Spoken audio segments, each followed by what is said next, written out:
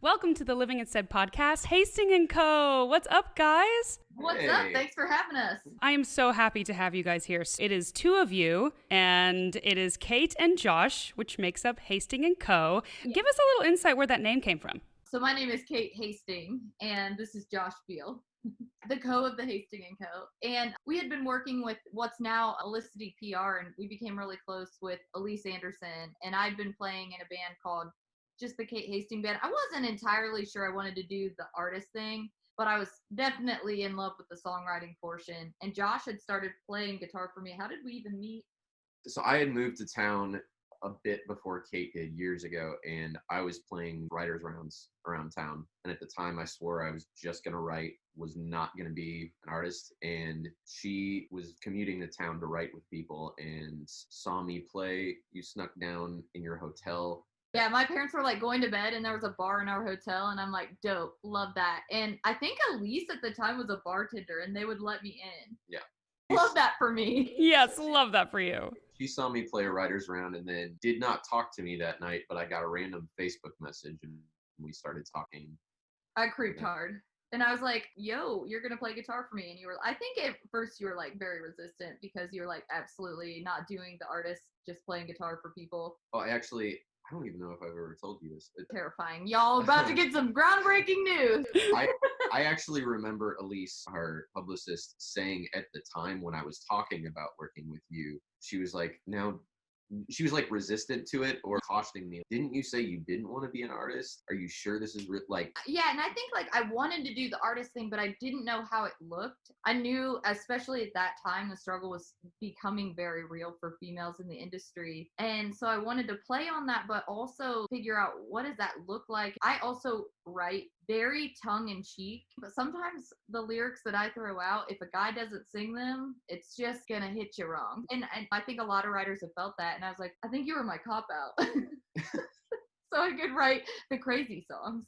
And ironically, now you sing most of our crazy songs. Yeah, so I got my way. Either way, y'all, and that's a lesson right there, honey. No, it's so true. So I got to town in 2013. You guys have been putting music out since 2013, but maybe not as a duo, but...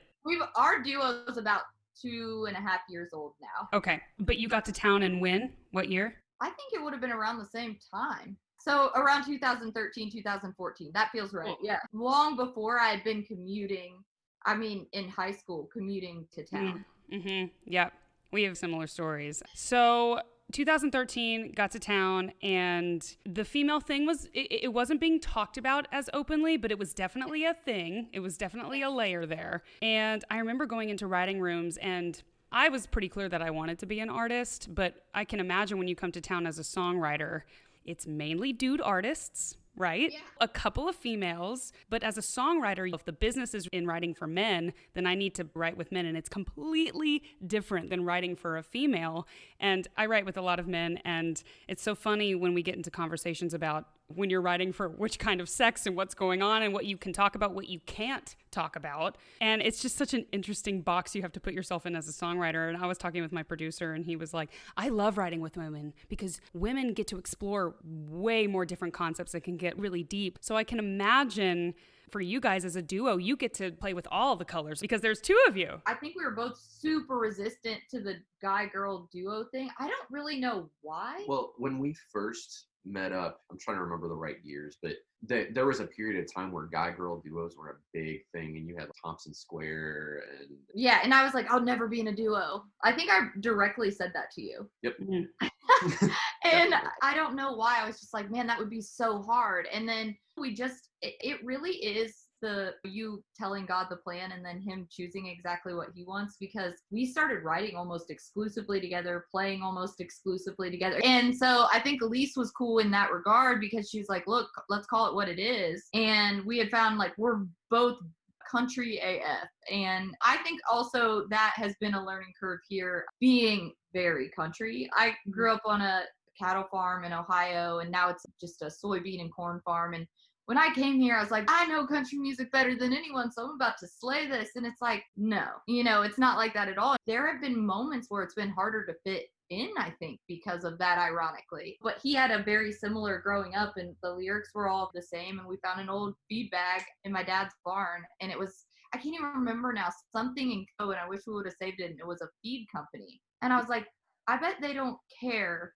exactly what every grain looks like that goes in there. I bet that they just give you the best product and they put it in the bag. And my thought was like, wouldn't it be great if that was the idea behind a band where it's just, here's the best song produced in the best way that served the song the best. And I think you see people like Little Big Town that have explored their sound throughout the years, and Big and Rich in as far as duos go, that really like, they've always served the song. I was talking with someone the other day, and the landscape of Nashville right now, for an artist, it seems to be quite a tricky place because a level of intimacy, I feel like, is gone, especially between maybe the labels and the artists themselves.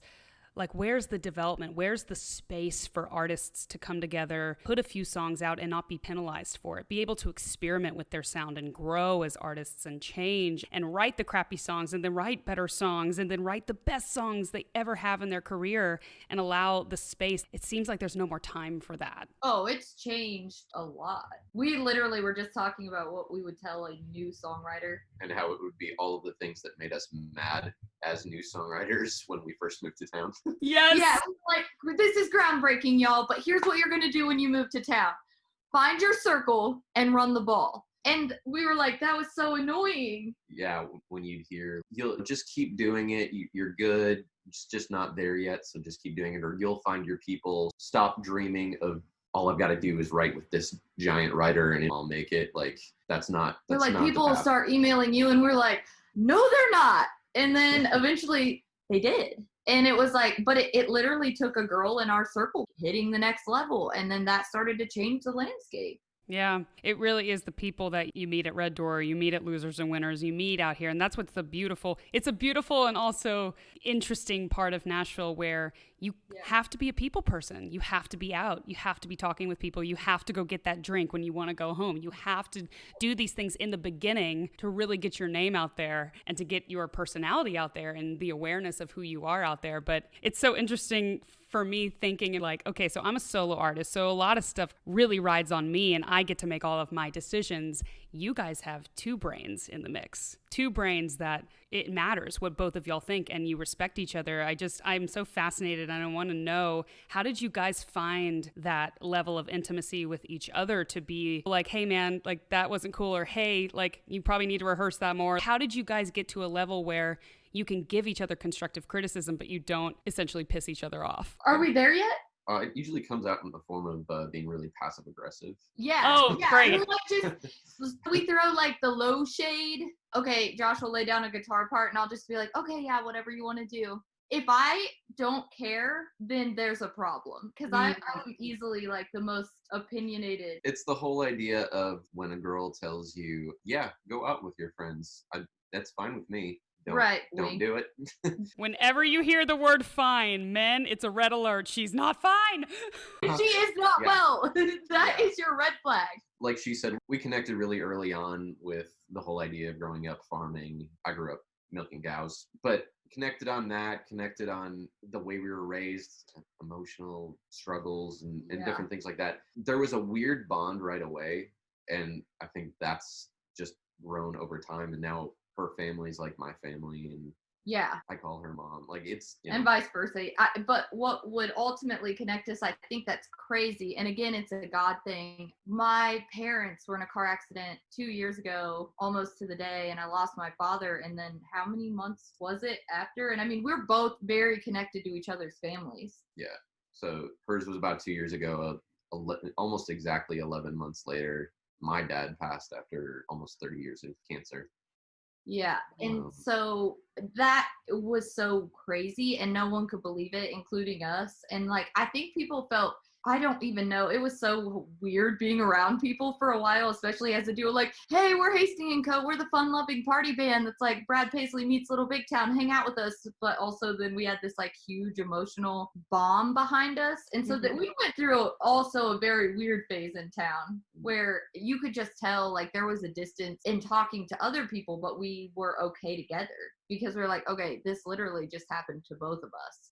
I am a believer in Jesus, and I totally believe that was a God thing for you guys to have each other through that moment. What a beautiful space for you guys to deepen your connection as artists, but also as people, because what we do is we artists cater to people. We talk about feelings, we talk about the uncomfiness, but it's just what a gift for you guys to be able to see how people are reacting. And that probably inspired you guys to say, wait a minute, if there's a conversation that's not being had, that probably needs to infiltrate our music a little bit. I think it hasn't. I think what it broke was the last give care that both of us had. Ironically, is the thing that separates most people, like between actually being themselves probably and then being what you want to be perceived as, is that give a dang. Yeah. And that once that was gone, there was just this new light for me anyway, where I was just like, release Brunch Drunk. Put out a song called SPF Me. I do not care. Like, let's go. And also, there was like a time here where I think I like backed down from how country I am, because it just felt like everything was moving so pop. And that's okay. I'm all about like, let's play the game. Things change. Like, country music can't be the only spot in the world that doesn't evolve. So that was fine. But the thing that my dad gave me back was the self-assurance of, there is a lot to talk about rural living. I related to Luke Bryan. I didn't hate that type of country. I related to Jason Aldean. I related to truck songs. And so it was nice to not care and not have to have every song be this ballad of feelings. Like, I think we had released a song that was right along the middle, and then we had been on this line with the song Brunch Drunk forever, and it had gotten so much attention, and it had gotten like these holds and then potential holds. And so it was just like, that's the song I want to sing. And if you're going to hate me over a song that says, put a little OJ in my champagne, I've got way bigger fish to fry back here than this song. We just realized how short life is, and it's too short to be so serious. And in a way, like, she always jokingly says she has a dark humor sometimes. I'm not sure where you're going with this, but I'm terrified. She always talks about, if you don't laugh, you'll cry. Like, we've been through enough that you might as well laugh about stuff. And we just started writing. Our writing style changed like really dramatically in a short period of time, and at the same time we really found our people. So a lot of things a lot of things organically came together in the year and a half span, and it gelled, and it's only gotten tighter since. So that's given us a freedom to just release. And being around artists, like, we write a ton with a girl, Priscilla Block, and the girl is not afraid to sing a song called Big Thighs Save Lives. And she's like, you're kind of trashy. Like, why don't you just tell them that? And I'm like, never thought about it. Let's do it. And it's just been freeing in a way I can't explain. Our next song is a wedding song. We feel very, like, we're going to pick the best song at the end of the day that we feel is right for us. I'm not about party songs necessarily or serious songs. I'm about, like, I can only sing what I know. And at the time, in that season of life, it was Brunch Drunk. And for this season of life, we wrote a wedding song that, like, we all were just, like, crying at the end of it. And so it was just, like, I think it's about the best song, and I truly believe you cannot fake something. And maybe in the beginning, I wish someone would have told me that quicker. I remember seeing a meme, and I sent it to everyone because I was like, this explains how I feel. And it was a picture of Parker McCollum, great artist. And he's like with his girlfriend, and it's like me and my girl. And then it's Co Wetzel. And he has on like slides and socks, and it says, took a shot of Patron last night, bought a hamster. I don't know. I'm paraphrasing. And I'm like, they both have great music, but I have never been able to Photoshop myself or look like Parker McCollum or his girlfriend. Jesus, take the wheel. Who made those creatures? And I was thinking, like, Co Wetzel and Hardy. Okay, wow, now I can do that. I think Hardy has opened a lot of doors for the country lyricists again that we're maybe starting to close just a little. Yeah. I want to go back to the give a damn moment. We need to coin that. I love it. And I've had so many conversations with so many artists in town. And I went on this girls retreat with a bunch of female writers and artists. And we had so many honest conversations with each other and how we're feeling. There's the music, and then there's the music industry. And I think a lot of our people-pleasing tendencies as artists, we really lead into that. I'll just do what you want. Just tell me what you need me to do. I will outwork anybody. I will go to the ends of the world to do what you think I should do. And that's such an intoxicating place, and it's really easy to get to. And I got there myself. And I remember us having this conversation at the table. This was about a year ago. And there was this one girl, and she was really releasing like all of this emotion, this pent up, just, I don't understand. I feel like I'm putting out stuff I love. I feel like I'm doing the right thing. And we all were just like, you're so close to that, just like breaking the levee of the give the damn moment. Like, you just keep going because you're going to get to that moment where you're just done with everybody else's opinions and you have to trust yourself. For me personally, when I got to that moment, that was probably like 2017 when I started to lose my voice, my leveling moment. And I think sometimes those are blessings in disguise because they make you rethink everything in life. Our father's passing, even the circle we run with now, and I don't brag on them, they're all winners and they've known it. And so I don't know if my father wouldn't have passed and I wouldn't have lived at the hospital for a year with my mom, if they would have been around as much. I don't know how the dynamic shifts. Like, there's so many things that had to happen for this to make sense. And even going back to, I wear a ton of Carhartt, and I can remember so many times being told what I shouldn't wear in country music. Same, girl. Yeah, and that's so funny to me. And I'm like, what? And I wasn't really cool in high school, so I tended to trust what people were telling me. I'm like, maybe the Carhartt thing has not served my life well, but now it's like a cool thing to do. Yeah. So I think just being true to yourself at the end of the day, that sounds so stupid, and I hate when people say it, but it's real. And I think the more you honor the truer part of yourself, the more you actually open yourself up to constructive criticism. The people who are also inauthentic in your life will fall away from you, and the more authentic people will start to surround you, and you'll open your ears more to those opinions. You get in a flow. It's like you get to that I don't give a damn anymore moment, and then you proceed on into that dark, sometimes scary place where you're like, I don't know what's going on, but I'm just going to trust myself, and I'm going to trust that God gives me the people to surround myself in this new space. So it's an important conversation. If there's any aspiring artists out there, just keep working until you get to that I don't give a damn anymore moment. I don't think I gave a damn when I came here. I can really remember, and I've told you this, in the beginning I was just like, let's mess it up, let's go, I don't care, come at me, just stupid stuff. Because everyone I knew at the time, like, I'd grown up in a very small music circle that was making it in LA. Yeah. And really I was the only one, like, they were all in my band, and then I came to here and to the Nashville, and it didn't work nearly as well. And so I was like, oh, okay, I might start taking a little bit more suggestions. But we were listening to old songs I'd released when I was like, I'd written when I was like 17, and one of them was I Like Boys That Drive Tractors. And I was laughing because I'm like, dang, like, I would so sing that type of song right now. I know what I was trying to do, and I was trying to rewrite, I think She Thinks My Tractor's Sexy, but I didn't have the chops for it. I didn't have the writing skills for it. The expertise and the time. Yeah. If I would have stayed at somewhat that level of naivety, I would have gotten a lot faster. Yeah. Like, always listening and always taking every piece of advice. Like, you got to get a better filter when you move here. 100%. I do feel very similar to you, where I had that zest, and it came from naivete, which is fine, but it was that zest for, wait a minute, I feel like I know who I am. I feel like I know what I want to say, but then you start to show up to rights, and you start to get deflated little by little. You start to go out, you start to see other people succeeding and trying to figure out, what should I take from them, or should I just follow along in their footsteps? That template seems to work. You start to get all these outside opinions, and it starts to deflate that green magicalness that you came to town with. We came with this knowing ourselves, even though it might have been from a naive place where we needed to learn a lot more and have a lot more expertise. And then you lose yourself, and then you start to come back around, and you're like, wait a minute, I'm back. Now I've gotten the expertise. Now I have time under my belt, and I'm going to get back to that girl. I'm going to get back to that person, that message that I initially came to town with.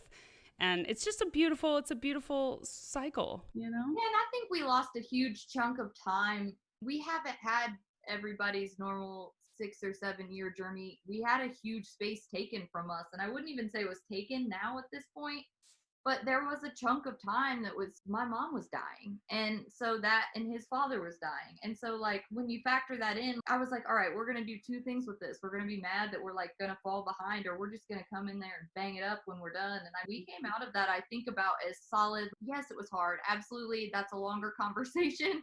Grief is not for a podcast. That's its own podcast. But when we came out, like, I was so much sharper because I'm like, tell me no.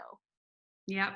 Please. I'm dying to hear it. Honestly, at this point, because there was nothing you could do that would shake me at this point. And they're like, don't say that, it'll happen. It's no, I really mean. My parents were always the pinnacle of, if you really want to mess with me, mess with my parents. And it happened, and then you survive. Mm. If you a label telling me no, that's nothing. Great, love you, bye. It's almost like a badge of honor. It's okay, okay, all right, just wait. Oh, you just wait. Yeah, and it's been fun. We've had some full circle moments in the last couple months. So everything that goes around comes around. And I also never got to the hating the industry phase. So I'm in a very different place. Like, I never had a bad relationship. I never tried, I don't think, until we started. I didn't really know where my place was. So I had never really beat down any doors. So a lot of things, like, I'm going into my first publishing meetings. I'm going into my first label meetings like within the next 2 weeks. So in a lot of ways, I was like, just, I don't know, that never happened for me. And I do think some of it was the chunk of timeline missing, but I never, maybe God protected me. I never had this, hate labels. I hate this, because we haven't really been there. We've done all of this on our own up until now. I feel like it's like you said, if you're a believer, then you also believe that some of this is just how it is supposed to be. And I think I was protected largely from I don't think I was put in a situation. Thank God people didn't make contacts before they should have. Yeah.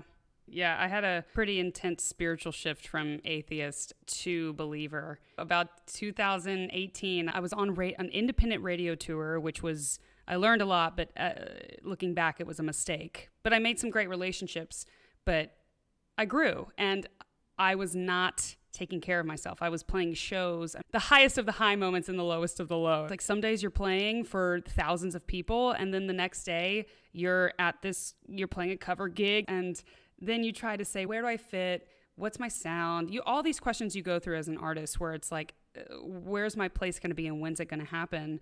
And I just remember having that shift for myself, and a lot of that baggage, that heaviness, and I don't think it was quite hate. I think it was confusion of, wait a minute, are these people supposed to help me, or am I supposed to defy them? Or what's happening? Like, I know they're supposed to help me, or maybe my career's not even going to involve them.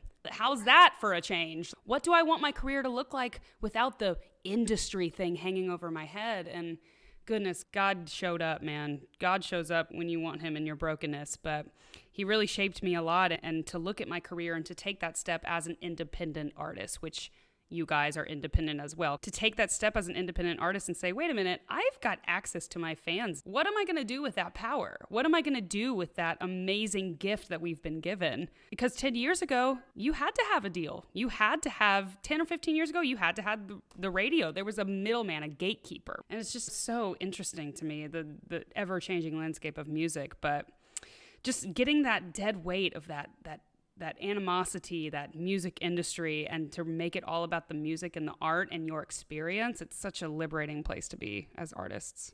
So I'm so happy. It's like a really big life shift. It was a very dramatic life shift. I'm still learning every single day, and I don't think we ever stop as believers, and we're always searching and questioning, but it really infiltrates us as artists, because that's what we're supposed to do. We're supposed to question and search and write about life. Yeah, and to give it over to someone else, that's a daily battle, like, where you're like, oh, I'm not in charge. Love that for me. Right. We're so used to it. Like, control is everything. It's bizarre. Control. Yeah. It's giving up the control. It's so hard. It's so hard. We want to stress our way out of situations, and anxiety and regrets of the past. For example, like what you guys went through when you lost your parents, getting out of that space of regret of, oh my gosh, we're going to lose so much time. We're going to not make connections. And how are we going to make our way through this? Like, that's a skill. Like, you had to take yourself out of that and say, wait a minute, let me think about this from a positive standpoint. I remember for the longest time, like, people always being like, what's your story? It's all about the story or whatever. And I'm like, okay, love that for you. No, it's not. That's for American Idol. But I was like, we're just kind of like farm kids. Like, we both love 4-H and FFA, and we're a platonic duo that gets along really well, and each other's boyfriend and girlfriend always hates. That's who we are. Let's go, giddy up. Everybody that has gone through major tragedy knows this. You literally are like, I could never live through that. People tell me that all the time. Oh, girl, you're so strong. I'd never live through that. I'm like, I actually believe that you would. Yeah, they actually try really hard at the hospital to make sure of it, because it is scary and it is hard. But you do, at the end of the day, like, you wait, like, the next day starts over. Yeah, what are you going to do with it? And the person you lost, I'm sure, wants you to live your life to the fullest. Oh, yeah, and he would definitely want me to be wearing Carhartt and singing farm jams. Yep. Yes, I feel good about the direction we're in. I love that. You guys have such an amazing journey, and I'm so excited for y'all's future and for y'all to keep putting out new music. Oh my goodness. Wait, so the new music coming out, tell us a little bit about that. It's funny because that was a whole car. Speaking of duo dynamics, it was like a whole 5-hour car argument. We went on a writing retreat, and I would say retreat loosely because it was like us, Sarah Jones, and Priscilla Block, which is our preferred writing method, period. And we don't really like writing outside of that. I know we will, and that's part of the journey, but we've written so many songs in so many years, but that just seems to be working. So we go with them. And we were all talking about releasing this song called Somewhere Safe, and everybody's, that's perfect for the sign of the times and stuff like that. And then we had written this wedding song, like literally a long time ago, and actually the couple's divorced, which makes it even worse. We had literally written a song for this couple's first dance. Yeah. And so we were like, woo, that's risky. We don't always just make the decisions. Like, I do think Sarah and Priscilla are heavily involved. Like, I'm heavily influenced by their input. They've always had that not give a dang that I probably needed a long time ago. And the more we circled around it, we were like on a timeline. We're working with a guy named Tyler Smith who produces, and you know, he's got all these Grammy nominations, and he's like way cooler than us. But we know him from back in Ohio. Yeah, I grew up with him. And he's who was making it when I was like out here, wow, I'm really poor and I have no connection, but he's like killing it back in LA. And so he has been producing us. And so his timeline's a little bit longer. He liked the song better. He always pushes the envelope. Like, we released a song called Canadian Tuxedo, and we were just like, do with it what you will. And he did with it what he did. And it's a great sound. Yeah, it's fun. I would actually listen to my own music, which is a nice change. And he's always like willing to tell me, you've disappointed yourself. And it's always, you're right. He's known me for so long that he's not afraid to just be like, hey, that's not a song. And I'm like, whoa, okay. But it's hard to argue with Grammys. So he liked the song. It was just unanimous, and it's called Take Forever, and it's just I don't know, I feel like it's just a bop. Yeah, I think we wrote it really authentically. And very quickly. Yeah, and I don't know, everybody who hears it that we've showed it to seems to really be into it. That's sometimes how the hits are written, very quickly. Yeah. And also, we're a huge fan of yours, and we've watched you like a million times at CMA Fest, just low key, because we always have God. Oh no. I cringe on some of those performances. I look back and I'm like, oh no, what was I wearing? What was I thinking? We all do. One of them, we had 6 shows in 2 days. You know how it goes. The girl is like, you're either like playing a cool stage or you're playing Tavern 96, or I guess it's Pete and Terry's now, but also love them. It's just a difference. And I think we've been going hard, and my feet and my hands were so swollen that they had to cut my rings off of me with a wire cutter. Oh my goodness. Yeah. What happens at CMA? No way. No, sir. It is so hot. You do anything you can to just get through the day and get through your performances. Oh my goodness. There's so much good stuff in this podcast. I really appreciate you guys showing up and telling your story, maybe some parts of your story that a lot of people don't know. And I look forward to hearing your new music and having my fans grow with your story. And you guys should go listen to their music now. It's out everywhere. Go listen to it. Go watch Brunch Drunk. It is the most aesthetically pleasing video I have seen. It's so fun. Another thing, when I told Logan Christopher, who produced it, what I wanted to do, he's, ooh, okay, let's do it. Like, he doesn't shy away from a project. I'm drawing him stick figures on the storyboard. I'm like, it's gonna look so good. It's so aesthetically pleasing. It's lovely. All right, so we're gonna finish the podcast with a fun lightning round. Okay. So I'll say the first part of the sentence, and then you complete it, but let's do both of you guys. So whoever wants to go first. Whoever gets the inspiration first. He's very inspired. All right. I've seen every episode of Game of Thrones. Kate. Dr. Phil. Not I lying. wish it was a lie. I love him so much. I tweet Dr. Phil daily. One day, y'all. One day he's gonna fix Josh and I. You watch. My favorite song is I'm gonna say New Year's Day by U2. I really like The Red Strokes by Garth Brooks. I think that is just phenomenal. She thinks my tractor's sexy. I like any tractor song, really. In that. If I could have a superpower, it would be. First thing that came to mind was invisibility. Interesting. That is already your human power. No one knows when I'm in a room. He's always listening, but you can't see him or hear him. Yeah, I would probably play guitar like him because it gets on my nerves. He's I so love good. Superpower, amazing guitar player. Yeah. The one thing I would tell an aspiring songwriter is We talk about this so much. I mean, I guess I'd go back to what we said earlier. Don't get frustrated with the process. Just work hard at your craft every day and you will find your people. Or if you won't. Keep working. I think there is a dark side that no one talks about where it's like, hey, people don't make it. And I wish I always appreciate a publisher that there's all the Luke Combs stories where it's people told him he would never make it and then he had a million number ones. There's also a lot of Luke Combs stories where they really didn't make it. Yeah. So I think like be smart. Like this 100% has to be about the music and this 100% has to be out of love because if you're chasing something, like it's just not worth it. Yeah. Like know what you're in it for. And if you really believe you have some country music gospel that you've got to tell, which I believe I do, and it's called Brunch Drunk, then keep singing your songs and keep doing it. But if at any point it's not about that, then there's just literally no point because it's just too hard for too small amount of money to do it. Absolutely. And I think being open too, like when you move here and you want to be a songwriter or you want to be an artist, maybe your career will take you somewhere else. You'll write for Sync or you'll become an artist when really you wanted to be a songwriter or vice versa. Or maybe you'll manage songwriters. Maybe you just love the music and you want to be in publishing or management. There's just, the options are endless. I'm going to jump in here with you guys and say to any aspiring songwriters, be open. Yeah, because it will figure itself out. And that's on God. That's on God. All right. And then a couple more. Each day I get older, I realize. Oh, I'll go on this. I have a very specific type of dating type.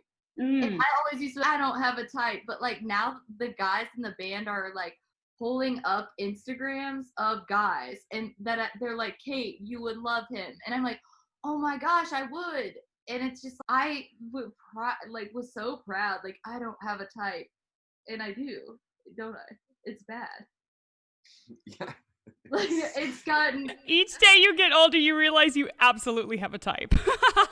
Yeah, and it's terrifying. I love... Farmers Only is the spot for me. Love it. Oh, good for you, girl. What about you, Josh? I feel like this is a nondescript answer, but each day I guess I realize how to be a little more honest about who I am. Oh, I love that. You're invisible. Yeah. Love you, honey. Just being comfortable in my own skin. Yeah, that's a good one. That's a really good one. And then last one, someone wise once told me. Ooh. I'm going to go back to the find your circle thing. I have heard that from every publisher here, and I don't know if maybe it's because of like the stuff that's been going on with all of us recently that it is, I'm now a believer, but looking back, it's like, wow, it doesn't work out any other way. Like you do the math in your brain and you're like, oh, it was okay. It was always meant to be this way. Love that for us. I think that now looking back, and we were telling the girls in the car, isn't that crazy? I could think of a couple. But we'll go with something my dad preached to me growing up, which is don't live on the level of your feelings. And I used to, full disclosure, I used to hear that in my head. And like when he'd tell me that and go, Dad, you got a son with depression. So good on you. Like, thanks, Dad, it helps. But it took me a long time. Wow, he went there. I didn't know we were there. bringing this up today. But I mean, why hide it? It's a big thing for creatives. But I think the more that I've grown up and realized what he was talking about. It's understand what's true, understand your truth, and in the moment when you're feeling, and we've talked about this, if you look outside or even mentally, if you're looking up at the sky and it seems like clouds, not to sound super cliche, but there's a blue sky behind it. So don't get bogged down. Your feelings are going to change. They're going to shift. But there's a constant behind that. So don't give in to momentary struggle or depression or feelings. Make decisions rashly based on how you feel right this second. It's you got to take the lows with the highs and celebrate the highs and make sure to, like you said, Josh, not to get too bogged down when there is a cloud hanging over and get too low during the low moments. It's finding that peace, that balance of peace between all of those moments. Well, I wish you guys all the best, and thank you guys so much for being on the podcast today. Yeah, we'll talk to you soon.